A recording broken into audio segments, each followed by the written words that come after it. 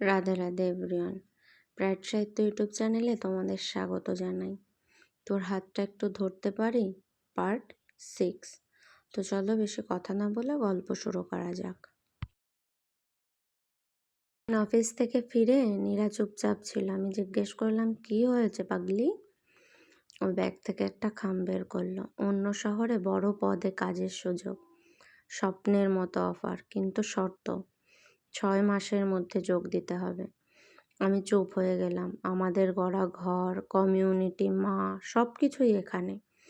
নীরা ধীরে বলল, আমি চাই তুই আমার সাথে যাবি, কিন্তু আমি তোকে বাধ্য করব না। সেই রাতে ঘুম আসেনি। স্বপ্নের জন্য কি আবার সব ছেড়ে যেতে হবে? আমার নিজের কাজও তখন জমে উঠেছে। আমি বললাম, আমি ভয় পাচ্ছি, আবার নতুন করে শুরু করতে হবে। নীরা বলল, আমরা তো আগেও শূন্য থেকে শুরু করেছি, কিন্তু এবার শুধু দুজন না, আমাদের সাথে জড়িয়ে আছে অনেকগুলো মানুষ। কয়েকদিন আমরা হিসেব কষলাম, ভবিষ্যৎ, আর্থিক নিরাপত্তা, মানসিক শান্তি, সব কিছু। শেষে আমি বললাম, স্বপ্ন থামিয়ে রাখলে একদিন আফসোস হবে, চল আবার শুরু করি। নীরার চোখ সেই পুরনো ঝিলিক ফিরে এলো।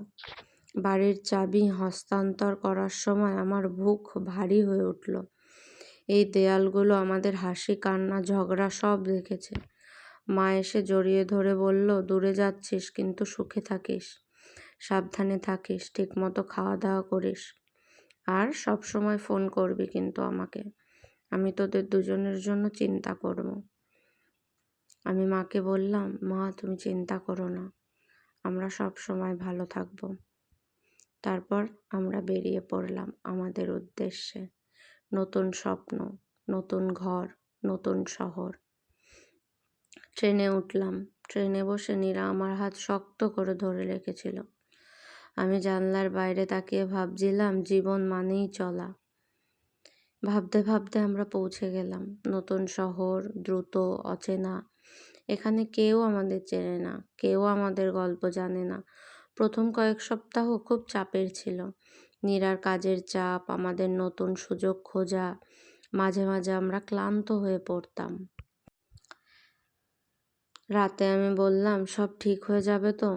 নীরা ধীরে বলল, সব ঠিক নাও হতে পারে, কিন্তু আমরা থাকবো। সেই উত্তরটাই যথেষ্ট ছিল। সন্ধ্যাবেলা ছাদে দাঁড়িয়ে শহরের আলো দেখছিলাম। নীরা বলল, আমরা কি শুধু নিজেদের জন্য বাঁচবো, নাকি আরো বড় কিছু ভাববো? আমি বুঝলাম ও ভবিষ্যৎ নিয়ে আরো বড় সিদ্ধান্ত ভাবছে, হয়তো স্থায়ীভাবে একসাথে জীবন গড়ার আইনি পদক্ষেপ, হয়তো পরিবার গড়ার স্বপ্ন। আমি বললাম, যাই করি তাড়াহুড়ো না, কিন্তু ভয় পেয়ে থামবও না। ও মুচকি হেসে বলল, তোর হাতটা একটু ধরতে পারি? আমি উত্তর দিলাম, শহর বদলায়, সময় বদলায়, হাতটা বদলাবে না কোনোদিন। নতুন শহরে আসার 1 মাস পরের রাত। বাইরে বৃষ্টি পড়ছিল, ধীরে ধীরে বারান্দার কাছে জল জমেছে। ঘরের আলোটা নরম হলুদ। নীরা জানলার পাশে দাঁড়িয়েছিল, চুলগুলো খোলা, একটু ভিজে হাওয়া ঢুকছে। আমি পেছন থেকে গিয়ে ওকে জড়িয়ে ধরলাম। ও কিছু বলেনি। আস্তে বলল, এভাবে চুপ থাকলে আমার হৃদস্পন্দন বেড়ে যায়। আমি হেসে বললাম, ভয় পাচ্ছিস? ও মাথা নাড়ল না, অন্য রকম কিছু। আমি ধীরে ধীরে ওর হাত ধরলাম, তারপর ওকে বিছানায় নিয়ে এলাম।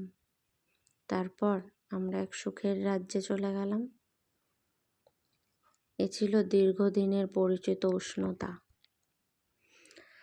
তার পরদিন সকালে আমরা সোফায় বসেছিলাম, ও মাথা রেখেছিল আমার কাঁধে।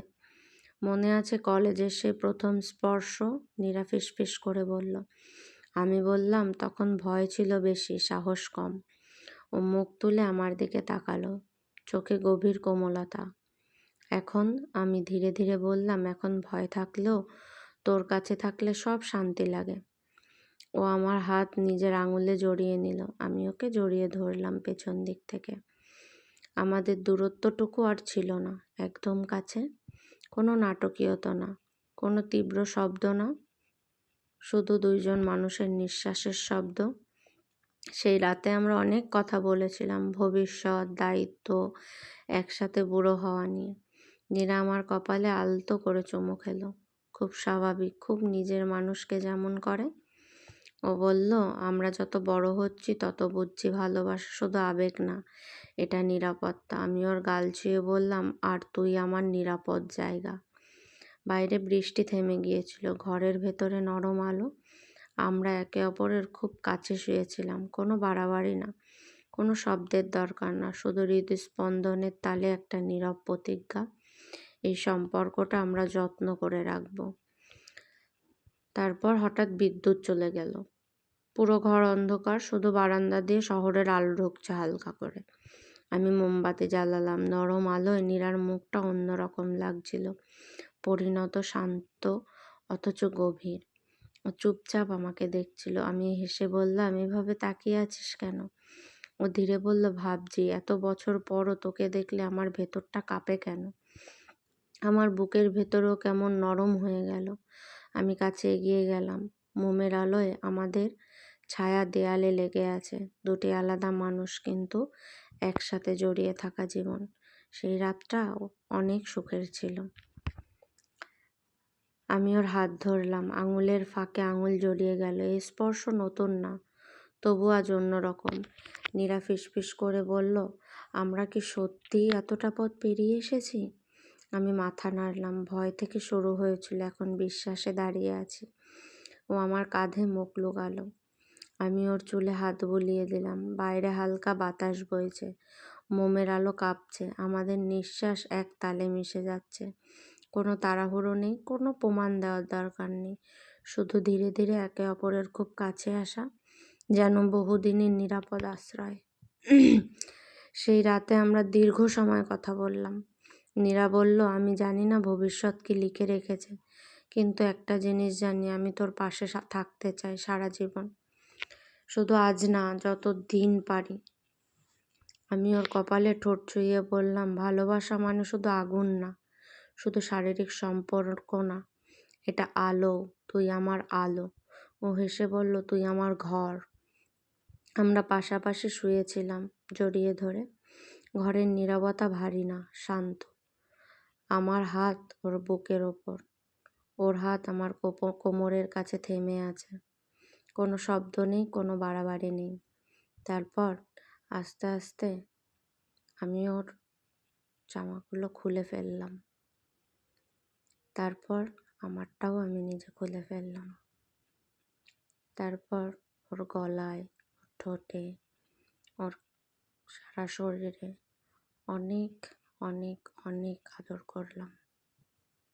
এই সম্পর্ক আর লুকোনো উত্তেজনা না, এটা পরিণত, স্থির, গভীর। ভোরের আলো ঢুকছিল জানলা দিয়ে। নীরা আধ ঘুমে বলল, তোর হাতটা একটু ধরতে পারি? আমি হাসলাম, আঙুল শক্ত করে চেপে ধরলাম। আমাদের দুজনের শরীরে শুধুমাত্র চাদর ছাড়া আর কিছুই নেই। দুজন দুজনকে এভাবেই জড়িয়ে ধরে রইলাম। এই হাত শুধু ধরার জন্য না, একসাথে বাঁচার জন্য। তো কেমন লাগছে গল্পগুলো কমেন্ট করে জানিও। এত সুন্দর সুন্দর ভালোবাসার রোম্যান্টিক গল্প পেতে প্রাইড সাহিত্য ইউটিউব চ্যানেলকে সাবস্ক্রাইব করতে হবে। তো নেক্সট পর্ব খুব তাড়াতাড়ি আসবে। ততক্ষণের জন্য সবাই ভালো থেকো, সুস্থ থেকো। রাধে রাধে।